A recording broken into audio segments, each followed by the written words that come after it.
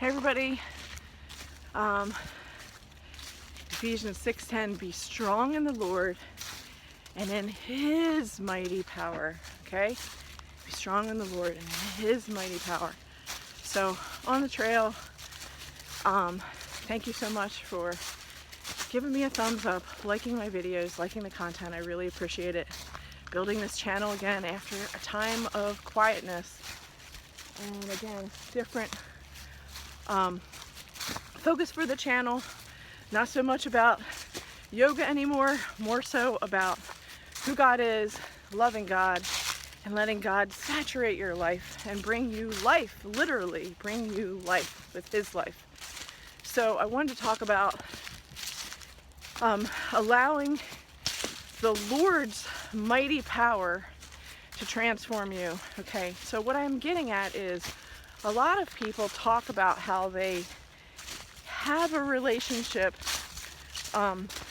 with Jesus, or they know who Jesus is, or they believe in Jesus, but having a personal relationship with Jesus is more than just going, oh yeah, I believe in the cross. Oh yeah, like I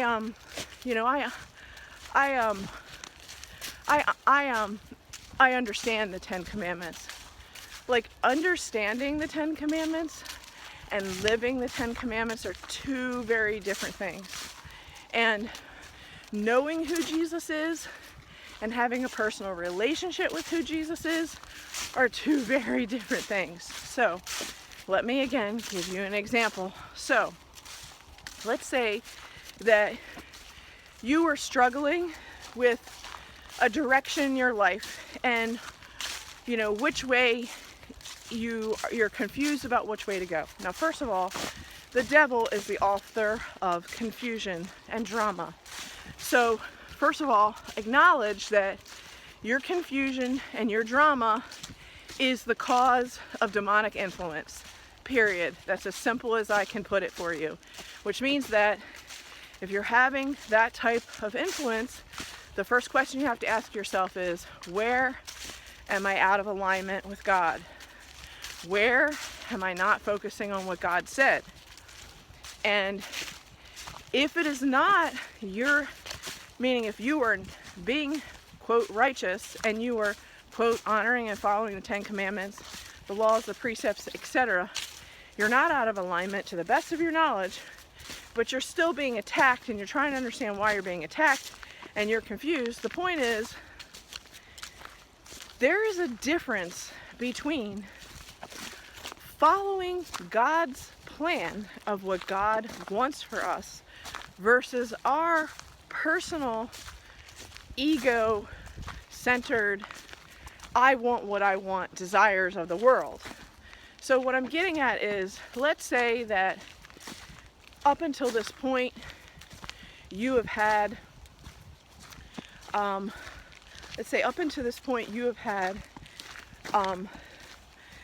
the feeling that your life is profitable and successful, and you feel like things are going your way, and then all of a sudden that prosperity or that financial success comes to a halt, and you're like, what's going on? I used to do this and now this is difficult, and blah blah blah. Okay, the point is, sometimes God is testing you and calling you to a different level of relying on Him, okay?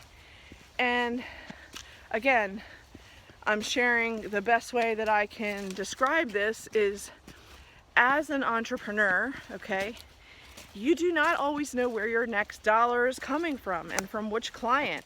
You are walking in faith that God's going to provide for you, that He's going to bring you the right clients, that He is going to give you what you need, because God knows your expenses.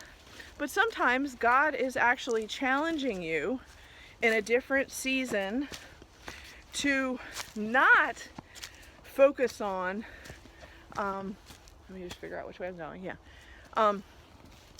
sometimes God is teaching you to not focus on the, quote, money, prosperity, consciousness, success that you have been up to this point relying on, okay? Now what I mean by that is God is your true source. And if you are thinking that your job or your business or your side gig is the source of your income and you're thinking about it from those terms, then you're off base. You're not in alignment with God, because you need to be in a total surrender that God is your source. And you need to be appreciative of whatever God gives you that He deems is what you need in that season.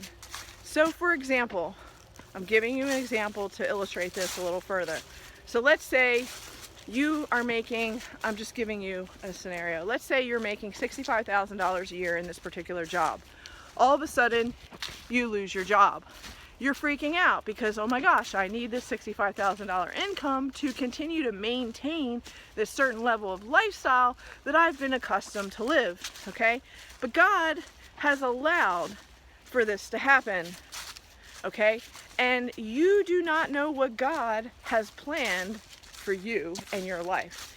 And instead of cursing God, which is not a good idea, and instead of blaming God, which is also not a good idea, it's better to be in a state of gratitude to God for, number one, all the blessings that you have received up to this point, and to appreciate all of the skills and talents that you've acquired up to this point. And for you to then, again, surrender, be humble, get on your knees, and ask God to reveal to you where He wants you to go. What type of industry does He want you to be in? What type of service does He want you to give of yourself to Him? And it may be that God is asking you to stop with all this worldly, managing all this extra stuff that you once had all these affiliations and likes and desires for, and God may be asking you to level up in a different way. God may be asking you to downsize, to let go of things, because He doesn't want you to have that large home anymore. Maybe He doesn't want you to, just looking at where I am, maybe He doesn't want you to have that extra vehicle that you just have sitting in the driveway for the what if.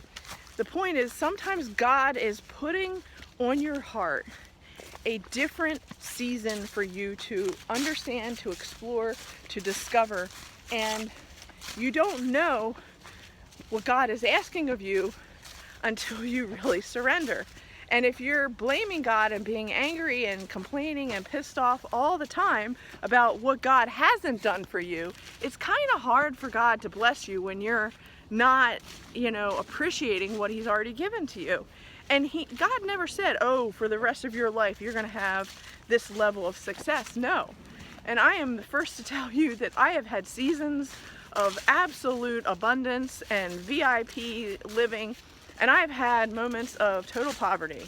And you know what? It's all perfect, okay? Because each season has taught me something that I was missing, something that I needed to learn.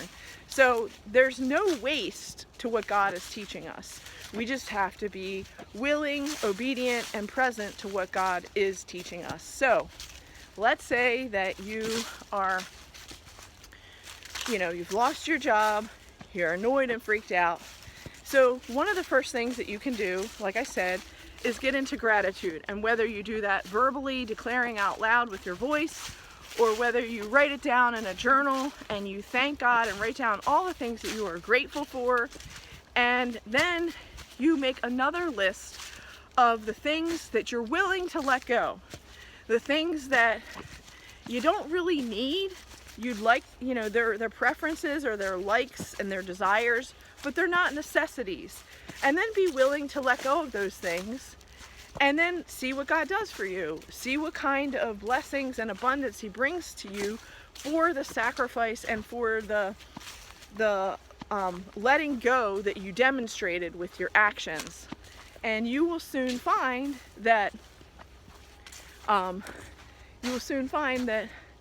that God is definitely, hang on, I have to get this phone ring again.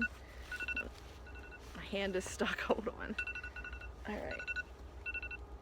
All right, that's my alarm to let me know I gotta get moving. All right, so what I'm getting at is that you have got to let God lead you, and when he does and he says, okay, I want you to, go a certain way, and you've done, you've made your list, you're like, okay, I see that these things are extras, I don't really need these things, I can be willing to give up these things, then you need to be in the application of giving up those things. And then watch and pay attention as God then leads you to something else. And as you give up some of these things that you thought that you really needed, maybe you have like 5 different extra, Prime Video like subscriptions or something, and let's say you only keep one, you give up all the others, and you have this extra $50 a month that you were putting to these other things, but now you have $50, and then all of a sudden somebody says to you, hey, I really would like to do this in my life, and this month I'm actually short $50, and I was wondering if you could help me. I'm trying to get this business rolling, blah blah. A $50 donation from you would really help me towards my goal. And in that moment, you just carved out $50 from your budget. You now have $50 available. You give that $50 to that one person, and then the very next day, after you've given that $50, you make a $100 sale, and you sell something and receive $100. And I'm telling you, it is that immediate. It's like God doubles whatever it is that you are giving and serving of. And when you start to see that, you start to see that, oh my gosh, like giving and serving is really what God wants for us. And then the next part is, even if you have a trade or, a skill set, talent, and let's say, I'm just giving an example, that you are a nurse, okay? And let's say as a nurse, you're helping people, you're doing your job, and you're, quote, following the rules. But what if God is now asking you to up-level your nurse job? And every time you see someone who's hurting, what if God is asking you to pray with that person on the spot and say, hey, excuse me, Mrs. Miller, would it be okay if I prayed with you? And now you're praying with someone in your workplace. You're bringing God's message to them in the workplace. You're doing what God has wanted you to do all along, but maybe you were too afraid to do it, or you're fearful that you're going to lose your job, etc. And the point is, God wants you to bring Him in every aspect of your life. And if you aren't already, that's where He's asking you to level up.